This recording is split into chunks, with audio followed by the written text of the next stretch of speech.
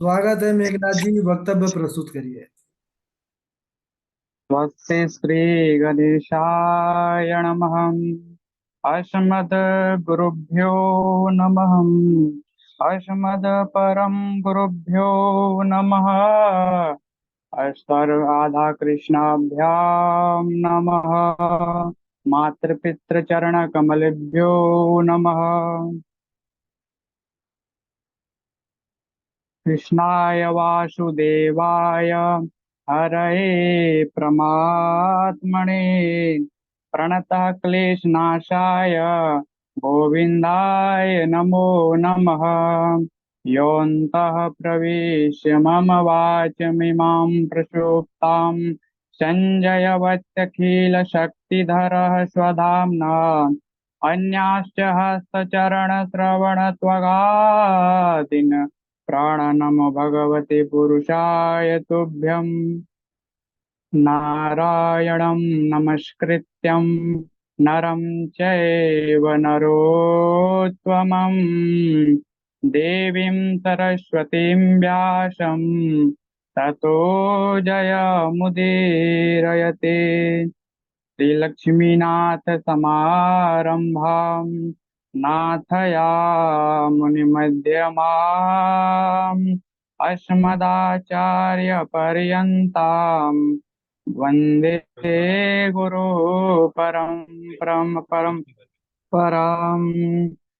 जय जय श्री राधारमण, जय जय नवल किशोर, जय गोपी चित चोर प्रभु, जय जय माखन चोर। राधा मेरी मात है, पिता मेरो घनश्याम।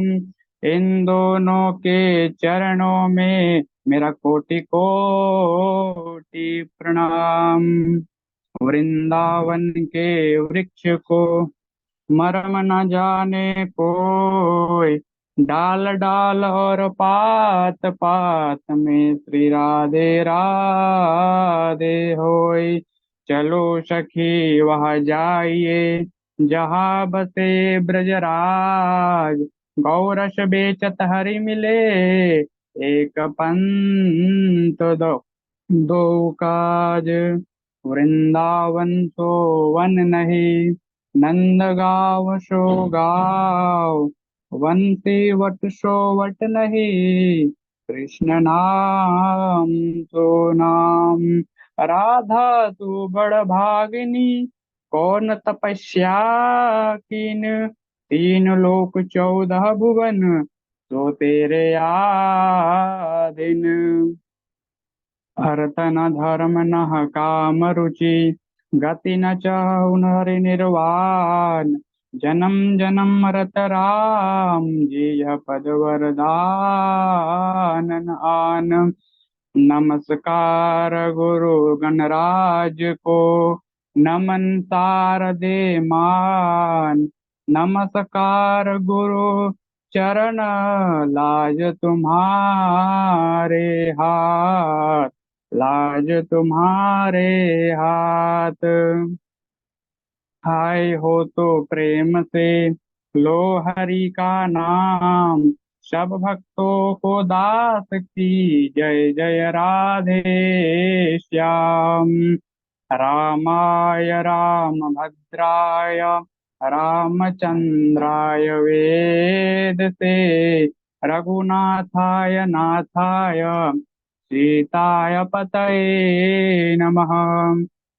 अञ्जनानन्दनं वीरं जानकी शोकनाशनं, कपीशमक्षहन्तारं वन्दे लङ्काभयङ्करम्। मूकं करोति वाचालं, पङ्गुं लङ्घयेत् गिरिं, यत्पहं तहं वन्दे परमानन्दमाधवम्। भक्ति भक्ति भगवन्त गुरु, चतुर्नाम बपु एक, इनके पद वंदन किए नाशत विघ्न अनेक। बोलिए वृंदावन बिहारी लाल की जय, बोलिए राधा रमण भगवान की जय, बोलिए बांके बिहारी लाल की जय। परम मंगलमय परात्पर अखिलेश्वर, अचिंत कल्याण, गुणगण निधान, सर्वेश्वर सर्वाधिपति, आकरण करुणा वरुणालय, आकरण करुणा कारक, सकल जन कल्याणपहारक, परात पर ब्रह्म, अनंत कोटि कंदर्प दर्प दलन पटियान, निर्गुण निराकार, सगुण साकार, जगत के बंधु, करुणा के सिंधु, सच्चिदानंदन घन परमात्मा श्री कृष्ण एवं उनकी आराधनी शक्ति श्री राधा रानी के युगल चरण अरविंदों में दास का बारंबार प्रणाम। समुपस्थित भागवत भक्त कथा अनुरागी भक्तमय मातृशक्ति भगिनी बांधवो, सिया राम मैं सब जग जानी, करहु प्रणाम जोर जुग पानी। चलिए भक्तगण श्रोतागण, आज हम सब अष्टम स्कंद के अंतर्गत समुद्र मंथन की कथाओं का श्रवण करने जा रहे हैं। तो एक बार राजा परीक्षित, एक बार श्री सुखदेव जी परीक्षित को बताते हैं कि परीक्षित, पांचवें मनु तामस के भाई रैवत हुए, छठे चाक्षु के पुत्र चाक्षुष हुए। इसी मनवंतर में भगवान ने समुद्र मंथन करवाया, देवताओं को अमृत पिलवाया। तो श्री परीक्षित पूछते हैं, राजा परीक्षित श्री सुखदेव जी से प्रश्न पूछते हैं कि हे गुरुदेव, भगवान ने किस प्रकार समुद्र मंथन करवाया, इससे कौन कौन सी रत्न राशियां निकली, ये सब बताने की कृपा कीजिए। तब राजा परीक्षित, तब श्री सुखदेव जी बोलते हैं कि यदा दुर्वास शापात चंद्रालोकशयो नृपा नृसिकांशा भवस्तत्रा नेशुरिज्यादय क्रिया। परीक्षित, एक बार ऋषि दुर्वासा वैकुंठ लोक से भगवान नारायण का दर्शन करके आ रहे थे। तभी उन्होंने मार्ग में देवराज इंद्र को देखा, तो उन्होंने भगवान की प्रसादी माला देवराज इंद्र के गले में डाल दिए। अब देवराज इंद्र अपने ऐश्वर्य मत में इतना अभिमान हो चुके थे कि वह भगवान की प्रसादी माला अपने गले से निकालकर अपने हाथी ऐरावत के गले में डाल दिया। अब ऐरावत था ठहरा पशु, उसने क्या किया, वह माला भगवान की अपने गले से निकालकर पैरों तले कुचलने लगा। यह देख ऋषि दुर्वासा ऋषि को बड़ा क्रोध आ गया। उन्होंने देवराज इंद्र को कहा कि अरे देवराज, तुम्हें अपने ऐश्वर्य मत पर बड़ा अभिमान हो गया है। जा, मैं तुझे श्राप देता हूँ, तू जल्दी ही श्रीहीन हो जाएगा। ऐसा कह ऋषि वहां से चले गए। जब दैत्यों को यह बात पता चली कि देवताओं को श्राप लगा है, तो तुरंत स्वर्ग पर आक्रमण यानी चढ़ाई कर दिए। देवताओं की बड़ी पिटाई की और उन्हें उन्हीं के घर स्वर्ग से निकाल दिया गया, और दैत्य त्रिलोक्य में अपना शासन कर लिए। अब दुखी देवता भागे भागे भगवान नारायण की शरण में गए। भगवान नारायण ने कहा, देवताओं क्या हुआ? तो देवताओं ने कहा कि अरे प्रभु, हमारे ही घर से हमें हमको निकाल दिया गया है। तब भगवान नारायण ने कहा कि देवताओं, अभी दैत्यों को जीता नहीं जा सकता, इसलिए तुम मुझसे संधि कर लो। तब देवताओं ने कहा कि अरे प्रभु, दैत्य तो हमारे परम शत्रु है, वे हमसे संधि कैसे करेंगे? तो भगवान नारायण ने कहा कि अर्योपि ही संदेहा सति कार्यार्थ गौरवे अहिमुषक वद देवा ततः पदवीं गतो। बोले कि देवताओं, अपना काम बनाने के लिए शत्रु से भी मित्रता कर लेनी चाहिए। हाँ, फिर काम निकल जाने के बाद तुम पुनः उनसे जिस प्रकार चाहो रह सकते हो। तब भगवान ने कहा कि तुम सब अहिमुषक आश्रय का न्याय ले लो। तब देवताओं ने कहा कि अरे प्रभु, ये अहिमुषक न्याय क्या है? तब भगवान ने कहा कि मैं तुम्हें एक कथा सुनवाता हूँ। एक बार एक सपेरा था, उसने कई दिनों से एक सांप को अपने पिटारी में भूखा प्यासा बांध करके रखा था। ना सांप को कुछ खाने को देता, ना कुछ पीने को देता। कहीं से उस पिटारी में एक दिन एक चूहा आ गया। जब सांप ने चूहे को देखा तो बोला कि अरे मामा जी, यह सपेरा बड़ा दुष्ट है, मुझे कुछ खाने को भी नहीं देता, बहुत दिन से बंद करके रखा है, लगता है हम दोनों की जान ही ले लेगा ये। तब चूहे तब सांप ने कहा कि अरे मामा जी, आप अपने नुकीली दांतों से इस पिटारी को काट दो, जिससे हम दोनों यहाँ से भाग जाए। चूहे ने कहा कि अरे, तुम हमारे परम शत्रु हो, तुम हमें खा जाओगे बाहर जाके। तब सांप ने कहा, ए अरे मामा जी, मैंने एक व्रत लिया है जिससे मैं अब चूहे नहीं खाता। यदि खाता तब तक आपका गोविंदाय नमो नमः हो जाता। अब चूहा सांप की बातों में आ गया। उसने पिटारी को काट दिया और एक बिल बनाया, जिससे सांप ने कहा कि मामा जी, बड़े दिनों से मैं यहाँ हूँ, पहले मैं आता हूँ, पीछे पीछे आप आ जाना। तब जैसे ही सांप बाहर गया, कुंडली मारकर बैठ गया। अब चूहा जैसे बाहर निकला, सांप ने चूहे को फट से खा गया, अपनी भूख भी मिटा ली और मुक्त भी हो गया।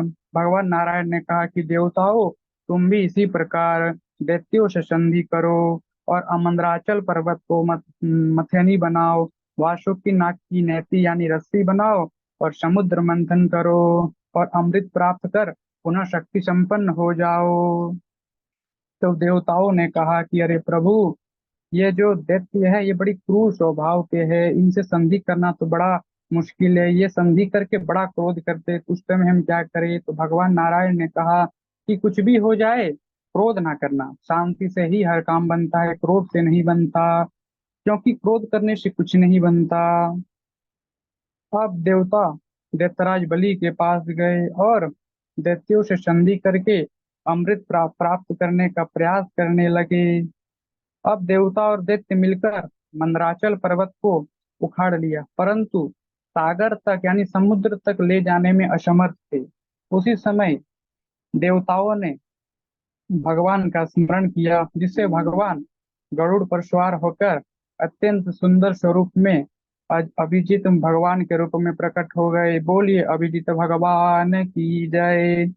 अभिजीत भगवान ने अपने एक ही हाथ से मंदराचल पर्वत को उखाड़ा और सागर में स्थापित कर दिया। बोलिए अभिजीत भगवान की जय। अब दैत्य और असुर दोनों वासुकी नाग के पास गए। उन्हें अमृत का लालच देकर वासुकी नाग को मंदराचल पर्वत की मथैनी बना लिया। जब वासुकी नाग की रस्सी बन गई, तो देवता सर्वप्रथम मुख मुख वाले हिस्से को पकड़कर खड़े हो गए। तब दैत्यों ने कहा कि देखो, तुम तो कह रहे थे हम सब मित्रता है, परंतु अभी मित्रता की तुमने ढोंग की है।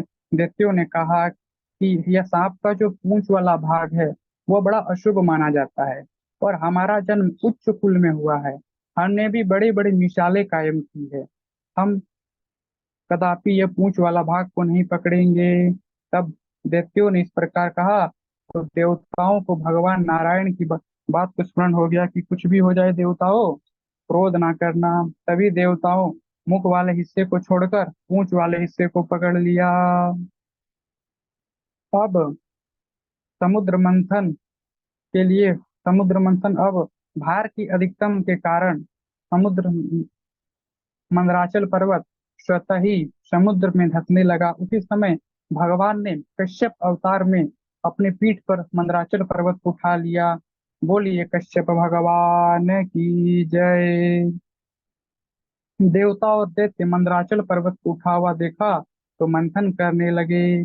भगवान नारायण असुरों में आसुरी शक्ति के रूप में, देवताओं में देव शक्ति के रूप में और वासुकी नाग में निद्रा के रूप में प्रविष्ट हो गए। वासुकी नाग में निद्रा के रूप में प्रविष्ट हो गए। अब खिंचाव तानी और भार के अधिकतम के कारण वासुकी नाग के मुंह से स्वतः ही विष की ज्वाला निकल पड़ी, जिससे अनेकों दैत्य झुलस गए। तभी देवताओं को भगवान की स्मरण हो गई कि ठीक कि हम लोग भगवान की प्रेरणा से हम लोग इधर आ गए। तभी उसके बाद उसके बाद पश्चात समुद्र मंथन प्रारंभ होता है। समुद्र मंथन में सर्वप्रथम एक हलाहल नाम की विष निकली, जो त्रिलोक्य को दहन करने लगी। तभी देवता और दैत्य भागे भागे भगवान शंकर के पास गए। बोले देव देव महादेव, भूतात्मन भूत भावना, त्राहिण शरणं पन्ना, त्रिलोकस्य धनाद विशद। बोले हे देवाधिदेव महादेव, यह आप तो प्राणियों की रक्षा करने वाले हैं, ये जो हलाहल नाम का विष है, ये त्रिलोक्य को दहन कर देगा। इससे हमारी मदद कीजिए, इससे हमारी रक्षा कीजिए। तब देवादिदेव महादेव माता पार्वती की आज्ञा से, उनकी प्रेरणा से हलाहल नाम के विष को अपनी हथेली में स्थापित कर लिए। भगवान भोलेनाथ ने रा कहा और विष को अपने मुंह में डाल लिए, और माँ कहा और विष का ही पान कर गए राम नाम के प्रभाव से। माता पार्वती ने सोचा कि इनके उदर में जाकर यह विष विकार न पैदा कर दे। तो माता पार्वती की प्रेरणा से भगवान शंकर ने उस विष को अपने गले में ही रोक लिया और नीलकंठेश्वर हो गए। बोलिए नीलकंठ भगवान की जय। अब विष पीते समय जो भगवान की हथेली से जो एक दो बूंद विष पृथ्वी पर गिर गई, उसे सांप बिच्छू और औषधियों ने ग्रहण किया, जिससे वे भी विषैले हो गए। तब पुनः समुद्र मंथन प्रारंभ हुआ। अब की बार समुद्र मंथन से कामधेनु नाम की एक गाय निकली, जो ऋषियों को दूध घी इत्यादि पदार्थों के लिए, यज्ञों के लिए भेंट कर दी गई। अब समुद्र मंथन से उच्चैश्व नाम का एक घोड़ा निकला, जो दैत्यराज बलि ने ग्रहण किया। उसके बाद समुद्र मंथन से एक समुद्र मंथन से ऐरावत हाथी निकले, जिसे देवराज इंद्र ने ग्रहण किया। उसके बाद समुद्र मंथन से कौस्तुभ मणि निकली, जो स्वतः ही भगवान नारायण के पास चली गई।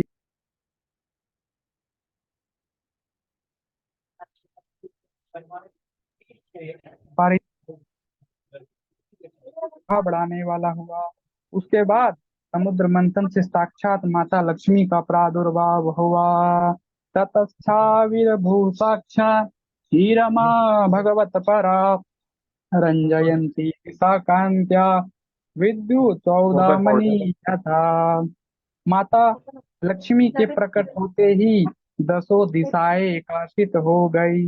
देवता दैत्य मुनि मानव सभी उन्हें प्राप्त करना चाहा, परंतु सब पंक्तिबद्ध खड़े हो गए। तभी माता लक्ष्मी ने हाथ में वरमाला ली और अपने योग्य वर ढूंढने लगी। उन्होंने सर्वप्रथम ऋषि दुर्वासा को देखा तो कहने लगे कि नूनम तपो यश न मन्युर्जियो। यह तपस्वी बहुत है, परंतु ये तपस्वी तो बहुत है, परंतु बड़ा क्रोधी है, इसलिए ये मेरे लिए उपयुक्त वर नहीं है। फिर माता लक्ष्मी आगे कुछ बढ़ी तो उन्होंने देखा कि देव गुरु बृहस्पति और दैत्य गुरु शुक्राचार्य जी बैठे हुए हैं, तो विचार करने लगी कि यह दोनों ज्ञानी बहुत है, परंतु देवता और दैत्यों की आसक्ति के कारण सदा परेशान ही रहते हैं, इसलिए यह भी मेरे लिए उपयुक्त वर नहीं है। फिर माता लक्ष्मी कुछ आगे बढ़ी तो देखते हैं कि ब्रह्मा जी और चंद्रमा बैठे हुए हैं। तो माता लक्ष्मी ने कहा, ये दोनों महत्वशाली तो बहुत है, परंतु काम पर विजय नहीं कर पाए, इसलिए यह भी मेरे लिए उपयुक्त वर नहीं है। फिर माता लक्ष्मी कुछ आगे बढ़ी तो उन्होंने देवराज इंद्र को बैठा हुआ देखा। तो माता लक्ष्मी ने कहा, ये ऐश्वर्यशाली बहुत है, परंतु सर्वदा दूसरों की ही सहायता चाहता है, इसीलिए यह भी मेरे लिए उपयुक्त नहीं है। फिर माता लक्ष्मी आगे बढ़ी तो देखे कि भगवान परशुराम बैठे हुए हैं। तो कहा कि ये बड़े धार्मिक है, परंतु इनमें बड़ा क्रोध है, इसलिए यह भी मेरे लिए उपयुक्त वर नहीं है। फिर माता लक्ष्मी कुछ आगे बढ़ी तो भगवान शंकर बैठे हुए थे। तो भगवान शंकर को देखकर माता लक्ष्मी ने कहा कि इनमें कोई दोष नहीं, परंतु इनका जो वेशभूषा है वो मेरे अनुरूप नहीं है, इसलिए इनसे भी मैं विवाह नहीं कर सकती। फिर माता लक्ष्मी आगे बढ़ी और देखा कि भगवान नारायण पीताम्बर ओढ़े हुए माता लक्ष्मी की तरफ पीठ किए हुए सोए हुए थे। माता लक्ष्मी ने कहा, यह कौन है जो जिसको मेरी आशा नहीं, जिसको मेरी चाह नहीं। माता लक्ष्मी दौड़ी दौड़ी भगवान की मुख की तरफ गई और भगवान को देखना चाहा, परंतु भगवान ने अपना मुख फेर लिया। उसी समय भगवान की एक झलक माता लक्ष्मी ने देखा तो कहने लगी कि तुम हमें देखा करो और हम तुम्हें देखा करें, परंतु आप इतने सुंदर हैं कि मैं आपको देखकर मोहित हो गई हूँ, इसलिए तुम हमें देखो ना देखो, हम तुम्हें देखा करें। माता लक्ष्मी ने वरमाला उठाई और भगवान नारायण के गले में डाल दी। बोलिए लक्ष्मी नारायण भगवान की जय। परंतु गुणों की खान भगवान नारायण में भी माता लक्ष्मी ने एक दोष दृष्टि दर्शन कर दिया कि कहने लगी कि इनमें समस्त मंगलमय गुण निवास करते हैं, परंतु यह मुझे चाहते नहीं। जो धनवान होते हैं उन्हें संसार में सब जगह दोष ही दोष दिखलाई देता है। इसके पश्चात समुद्र मंथन से एक वरुणी मदिरा प्रकट हुई, जिसे असुरों ने ग्रहण किया। इस संसार में जो शराब, मदिरा, तंबाकू इत्यादि पदार्थों का सेवन करते हैं वह असुरों के अनुयायी है। नाशम इति नाश, शास्त्रों में कहा गया जिसका पान करने से केवल नाश ही नाश हो उसको नशा कहते हैं। इसके पश्चात जब मंथन हुआ तो अब की बार हाथ में अमृत का कलश लेकर भगवान धन्वंतरी प्रकट हो गए। बोलिए धन्वंतरी भगवान की जय।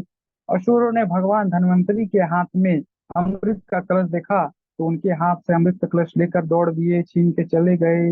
अब देवता फिर दुखी हो गए, भगवान नारायण के पास गए, बोले कि प्रभु हमने आपकी कृपा से इतना उद्योग किया, परंतु ये तो देव असुर ने लेके चले गए। तो भगवान नारायण ने कहा कि देवताओं, मैं तुम्हारा काम को अवश्य सिद्ध करूंगा। उसी समय भगवान एक सुंदर स्त्री का स्वरूप धारण करके उन राक्षसों के बीच में चले गए। अब इधर असुरों ने बड़ी झगड़ा हो गया उन सब में, क्योंकि मदिरा का तो पान कर ही रखे थे। उन लोगों में हो गया कि यदि तुम ही पी जाओगे सारा अमृत तो मैं क्या पीऊँ। इसमें दैत्यों में झगड़ा हो गया। उसी समय दैत्यों ने देखा कि एक सुंदर स्त्री आ रही है, तो उन्होंने मोहित हो गया। उन्होंने कहा कि अरे देवी तुम कौन हो। तो भगवान नारायण ने कहा पहले ये बताओ तुम लोग कौन हो और इस प्रकार आपस में झगड़ा क्यों कर रहे हो। असुरों ने कहा कि अभी सभी ऋषि कश्यप की संतानें हैं। हम अमृत की प्राप्ति के लिए हमने बड़ा भारी उद्योग किया है, इसी अमृत के लिए हम हमें झगड़ा हो रहा है। तुम निष्पक्ष रूप से ये अमृत हम सब में बांट दो। तब मोहिनी भगवान ने कहा विश्वासम पंडितो जातु कामिनीषु न याति ही। असुरो, जो विद्वान होते हैं वे कभी स्वेच्छाचारिणी किसी स्त्री पर विश्वास नहीं करते हैं, इसलिए तुम लोग भी मुझ पर विश्वास मत करना। असुरों ने भगवान की मोहिनी भगवान की मोहित रूपी वाणी को सुना तो और मोहित हो गए। असुरों ने भगवान के हाथ में अमृत का कलश दे दिया और कहा कि देवी आप ही को हम सब में बांट दो। तब मोहिनी भगवान ने कहा कि देव असुरों, यह जो अमृत है यह बड़ी पवित्र वस्तु है, इसे पान करने से पहले पवित्र होना पड़ता है। पवित्र हो जाओ, यात्रा करो, दान करो, हवन करो, उसके पश्चात ही तुम इसका पान करने के युक्त होगे।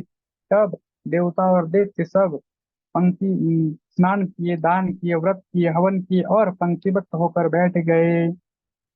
मोहिनी भगवान नाचते हुए तथा दैत्यों का मन मोहित करते हुए देवताओं को अमृत पिलाने लगे और दैत्यों को मन मोहित करने लगे। उसी समय दैत्यों में एक स्वरभानु नाम का दैत्य भगवान की सब लीलाओं को समझ गया। उसने सूर्य और चंद्र के मध्य में जाकर बैठ गया।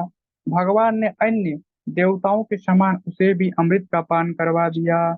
जैसे अमृत वो पान कर रहे थे उसी समय सूर्य और चंद्र ने कहा कि अरे प्रभु ये कोई देवता नहीं, यह दैत्य है। तब भगवान ने एक सुदर्शन चक्र का आवाहन किया और स्वरभानु नाम के दैत्य का गला ही काट दिया।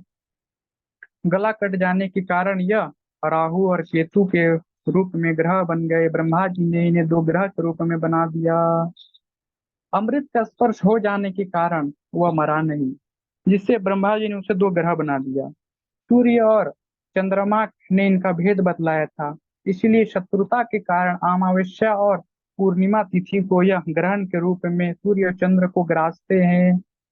अब दैत्य ने जब यह अब दैत्यों ने जब यह देखा कि हमारे साथ बहुत बड़ा छल किया तो बड़ा भारी देवासुर संग्राम हो गया। देवता अमृत पीकर शक्ति संपन्न हो गए थे। उसी समय देवराज इंद्र ने दैत्यराज बलि पर अपने वज्रों से प्रहार किया, जिससे दैत्यराज बलि का गोविंदाय नमो नमः हो गया। उनकी सेना में हलचल मच गई। कुछ सैनिकों ने उनके मृत शरीर को उठाकर अपने गुरुजी दैत्य गुरु शुक्राचार्य जी के पास ले गए। दैत्य गुरु शुक्राचार्य जी ने अपने मृत संजीवनी विद्या से दैत्यराज बलि को पुनः जीवित कर दिया। अब हमारे भगवान शंकर अब मोहिनी भगवान को देखकर मोहित होना। अब यहाँ भगवान शंकर ने जब यह सुना कि हमारे आराध्य भगवान नारायण असुरों को मोहित करने के लिए मोहिनी स्वरूप में आए हुए थे, तो भगवान भोलेनाथ नंदी पर सवार होकर वैकुंठ धाम चले गए। वहां भगवान नारायण से कहा कि प्रभु, आपने आज तक जितने भी अवतारों को धारण किया है उन सबका मैंने दर्शन किया है, परंतु यह जो मोहिनी स्वरूप है इसका दर्शन नहीं कर पाया। तब भगवान नारायण ने कहा कि अरे प्रभु, इसका दर्शन ना ही करे तो अच्छा है। भगवान शंकर ने बड़ा कहा कि प्रभु, आप इसका दर्शन करवाइए। उसी समय भगवान नारायण अंतर ध्यान हो गए। चारों तरफ सुंदर वन में पक्षी गण कवल करने लगे, भंवरे गुंजार करने लगी। शयन काल का दिव्य वातावरण था, मंद मंद वायु बह रही थी। उसी समय भगवान शंकर के सामने एक सुंदर स्त्री गेंद खेलते हुए देखा। स्त्री का इतना सुंदर स्वरूप था कि भगवान ने उसे देखा तो मोहित हो गए। दौड़ते दौड़ते उनकी तरफ गई और उनकी वर्षों की तपस्या खंडित हो गई। जब भगवान नारायण ने यह देखा तो हमारे बाबा मोहित हो गए, तो उन्होंने उस सुंदर मोहिनी स्वरूप का छुपा लिया और अपने स्वरूप में स्थित हो गए। जब भगवान शंकर ने अपने समीप भगवान नारायण को देखा तो समझ गए कि प्रभु, आप और आपकी माया अपरंपार है, आपकी माया से कोई नहीं बच सकता। और भगवान शंकर भगवान नारायण से आज्ञा लेकर कैलाश पर्वत की ओर चल दिए। बोलिए वृंदावन बिहारी लाल की जय। बोलिए भागवत महापुराण की जय। बोलिए सुखदेव भगवान की जय। राधे राधे जी।